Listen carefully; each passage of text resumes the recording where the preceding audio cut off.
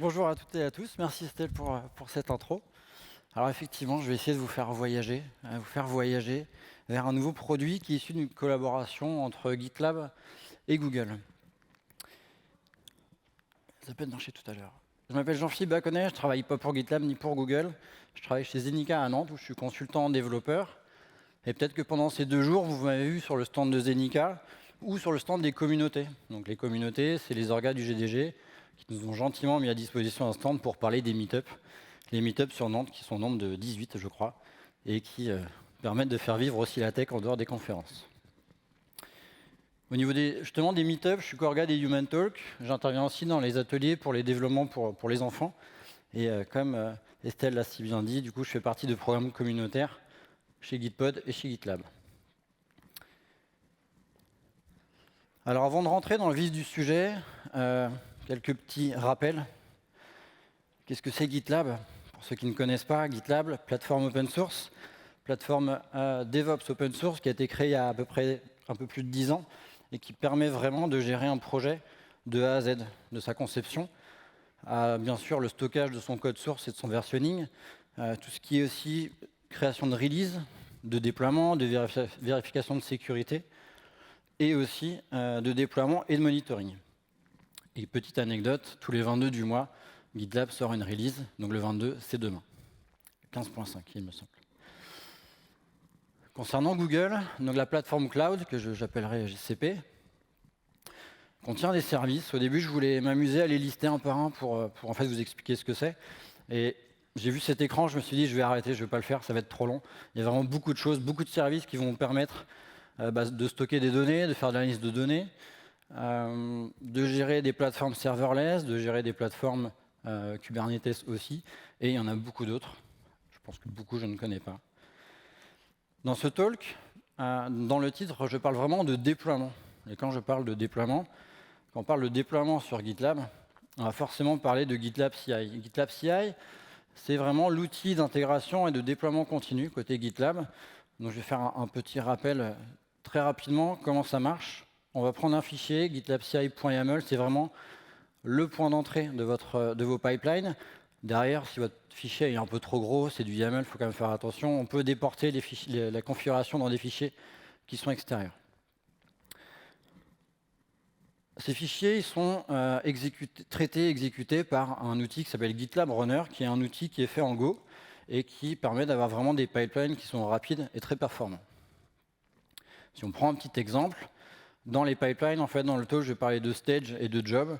Les stages, c'est vraiment une étape dans la construction de votre pipeline de projet. Là, dans cet exemple, j'en ai mis 2. Dans le premier, en fait, on va décrire un job.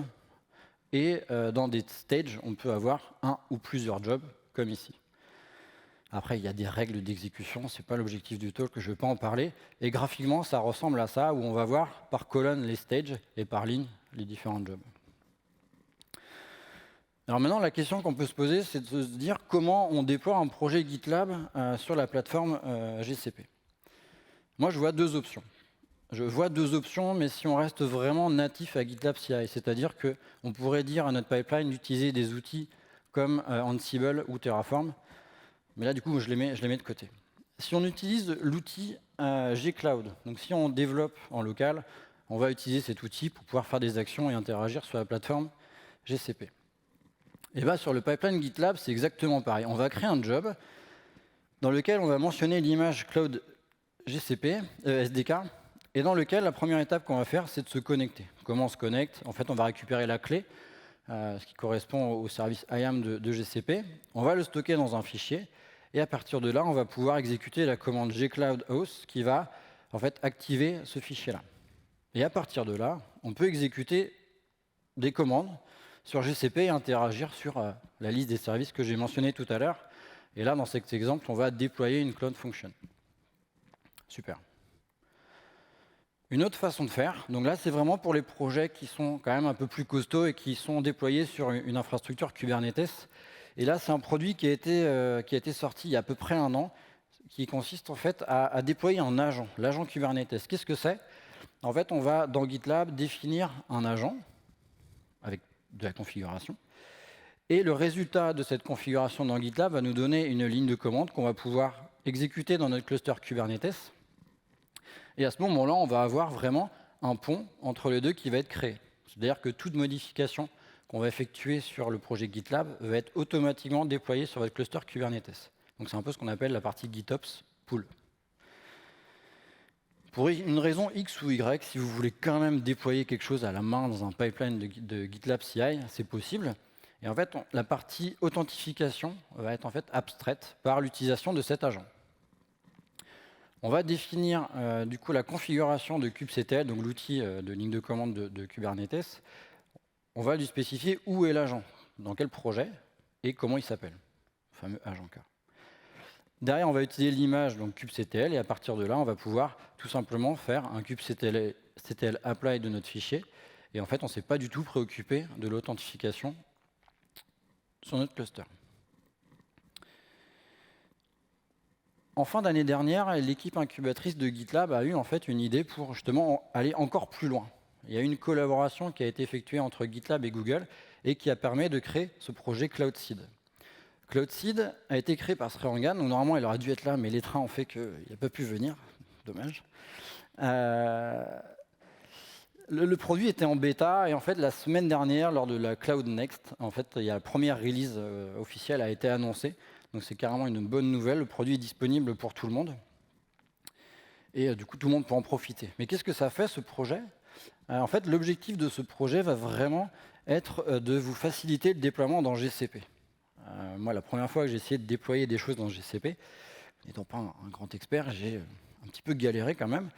Et comme un peu la mécanique de GitLab au niveau de l'intégration des outils, c'est vraiment de passer uniquement par l'interface de GitLab pour en fait se focuser sur un seul projet, un seul produit. Et si le déploiement est facile dans GCP, si on a des projets dans GitLab, en fait, ça va aussi accélérer l'adoption du cloud pour certains projets qui pourraient avoir, pour une raison que je ne connais pas, un frein pour aller dessus. Et une fois que les applications sont déployées dans le cloud, en fait, l'application va vraiment être un peu plus moderne, dans le sens où on va profiter des services que met à disposition Google. Alors, comment ça marche? Tout simplement, on va pouvoir y accéder. Du coup, tout le monde peut y accéder maintenant dans la partie infrastructure, Google Cloud, où là, en fait, on va avoir trois pans en fait, de ce projet. La première, ça va être la configuration. Donc, bien sûr, on parle de GCP. Donc, la première chose à faire, c'est de se connecter à un compte GCP. Et à partir de là, comme on ferait si on ne passait pas par GitLab, il faut créer un compte de service, un service account. Et là, en fait, on va utiliser l'interface de GitLab pour nous créer une interface. On va mentionner un nom. Donc il est en plus généré. Et derrière, on va pouvoir en fait dire qu'on va créer un service account par branche.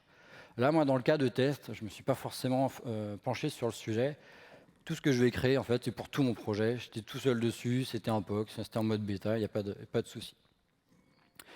À partir de là, on va voir que dans l'interface GitLab, notre service account est disponible et on va pouvoir aussi configurer une région.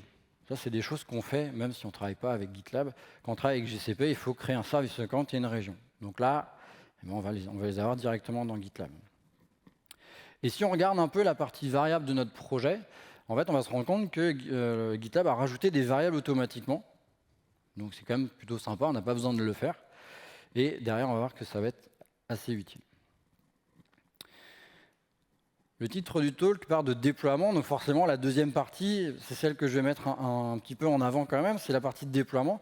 Et là en fait on voit qu'on a deux services, mais un seul est actif, c'est Cloud Run. Alors Cloud Run, je vais vous expliquer ça à ma façon, c'est vraiment une plateforme serverless qui en fait en tant que développeur est très simple parce que le but en fait c'est qu'en tant que développeur on va se concentrer sur le dev uniquement. Tout ce qui est la partie infrastructure, c'est pas notre, entre guillemets notre boulot. Et du coup si on peut éviter de le faire, c'est quand même super. La seule chose qu'on va devoir faire, c'est configurer un Dockerfile donc pour créer une image Docker. Ça c'est à notre portée. Donc comment ça va se passer? Dans GitLab, en fait, on va retrouver le bouton de configuration par merge request parce qu'en fait toute la configuration va se faire par pipeline. Et à partir de là, on va avoir une merge request, une MR qui va être initialisée avec un petit brin de documentation quand même, où on nous dit attention, si vous mergez, il faut vraiment que deux variables soient présentes. Ces deux variables, j'en ai parlé tout à l'heure, elles ont été ajoutées. Donc sauf manip de votre part d'avoir supprimé ces variables, normalement vous n'avez rien à faire. La deuxième chose, c'est qu'en fait la définition de ce job va se trouver dans un repo distant. Tout à l'heure, dans le schéma, je parlais qu'on avait un GitLab CI qui était notre point d'entrée et que derrière, on pourrait faire des liens vers d'autres projets, etc. Bah là, ça va être le cas. Et quand on regarde les changes de la merge request, on voit qu'on n'a que ça. On a une inclusion d'un fichier GitLab CI qui est dans un autre projet, donc Remote, qui appartient du coup à GitLab. Ce projet, il est consultable. On peut voir un peu ce qu'il y a, ce qui est fait, comment fonctionne le CI, si ça vous intéresse, on n'est pas obligé. Et à partir de là, une fois qu'on a mergé, en fait, on va voir notre pipeline qui va contenir une petite case en plus, un job en plus, qui déploie sur Cloud Run. C'est le nom que donne GitLab. C'est intuitif. Là, on voit que tout s'est bien passé. Il y a le petit check vert qui s'est affiché. Et si on va dans GCP, on voit qu'on a notre service qui a été déployé, comme par magie. Et derrière, vu que c'est une API, on voit qu'elle est accessible. Et là, on peut voir qu'on a l'interface de base d'une application Quarkus. Une fonctionnalité qui est vraiment intéressante, c'est les previews environnement. Ça existe déjà pour ceux qui font du GitLab Pages. GitLab va nous mettre à disposition un environnement par branche. Dans GitLab, en dehors de ce projet-là, il y a une partie environnement qui permet vraiment de définir et de voir quels sont les environnements disponibles sur votre projet. Est-ce que c'est de la production, un environnement de dev, de staging, de ce que vous voulez. En fait, Cloud Seed s'intègre vraiment dans cette dynamique.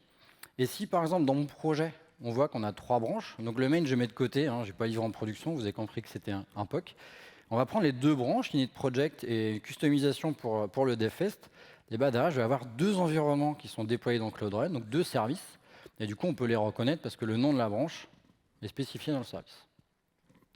Et effectivement, on peut voir, si je prends du coup l'intégralité de l'écran environnement de GitLab, on peut voir que sur la partie droite, il y a une partie Open. En fait, ça permet de faire un lien vers l'application sur GCP. Et on peut voir que la branche Init Project, on retrouve le screenshot de tout à l'heure, où on voit l'API Quarkus basique, on va dire. Et sur ma branche customisation API DevFest, j'ai mis tous mes talons de fronteux pour faire ça. Et en fait, c'est super intéressant en temps de dev, on peut pouvoir développer, on n'a pas besoin de se dire alors il faut que je me reconnecte à GCP, que je redéploie mon service. Là, GitLab va le faire et en plus, on peut l'ouvrir. Donc, on peut accéder à nos services sans se connecter à la console GCP. Ça fera un onglet de moins d'ouvert. Donc ça, cette partie-là, elle est vraiment intéressante. Et du coup, avant de passer à la dernière partie, je ne sais pas si vous avez vu le petit bouton Stop sur l'écran d'avant, on pourra revenir après si vous voulez. Là, c'est vraiment, on ne va pas arrêter le service GCP. Là, c'est vraiment une fonctionnalité de GitLab qui va permettre de stopper l'environnement et de le supprimer dans GitLab. Mais votre service, derrière, il va toujours être présent. On en parlera après.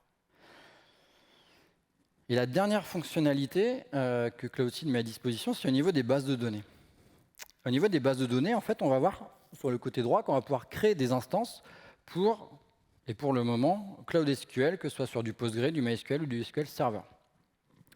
Sous-entendu, en fait, on va aller créer une base de données, une instance, à partir de GitLab, et tout simplement en renseignant le nom du projet, qui est déjà alimenté par GitLab, la référence donc pour les branches. Donc là, je redis pareil, moi j'ai juste créé une base à partir de GitLab, j'ai pas poussé à aller vraiment utiliser une base de données par branche, mais c'est possible.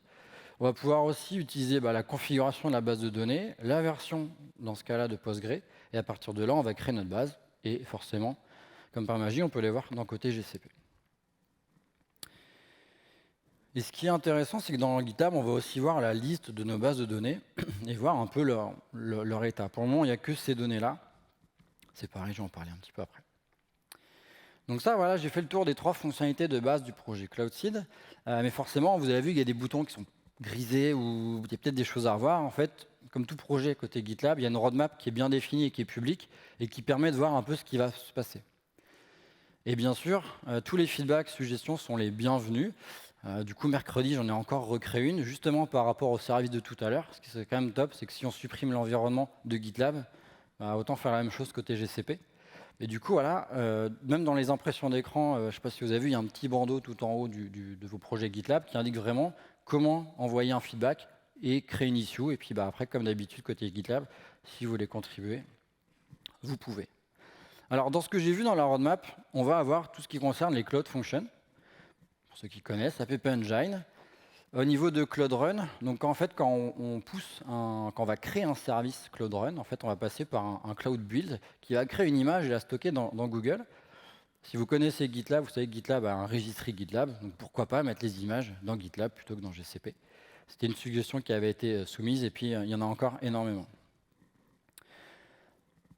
Par rapport à ce projet, du coup, j'ai eu l'honneur de faire pas mal de tests sur la version bêta. Déjà, ce qui est cool, c'est que maintenant, c'est plus une version bêta, c'est vraiment une version qui est disponible à tous. Donc, si vous voulez vous amuser à tester, eh ben, vous pouvez y aller. C'est possible. C'est quand même simple à utiliser. En à peine 10 minutes, j'arrive à vous montrer comment on peut déployer un service Cloud Run. Donc, et après, après, on va pouvoir faire pareil sur des Cloud Functions ou du App Engine. Donc, ça va être vraiment sympa. Et du coup, tout le monde peut contribuer, hein. Ça, c'est le slogan de GitLab.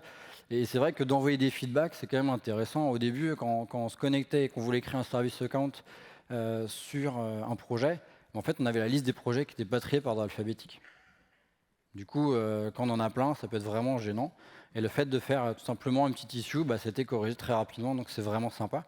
Et puis du coup, pour ceux qui connaissent Cloud Function ou App Engine, si vous voulez contribuer, bah, vous pouvez y aller, hein. C'est vrai que c'est toujours sympa d'avoir un produit qui répond à nos usages. Là, dans ce slide, j'ai mis pas mal de liens de documentation. Je vous fournirai un QR code à la fin pour voir si vous êtes intéressé par tous ces liens. Il y en a quand même beaucoup.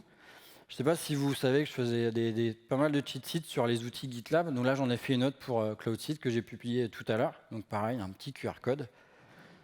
Et je vous remercie de votre attention. Les slides, c'est le petit QR code qui est là. Et je ne sais pas si on a le temps pour quelques questions.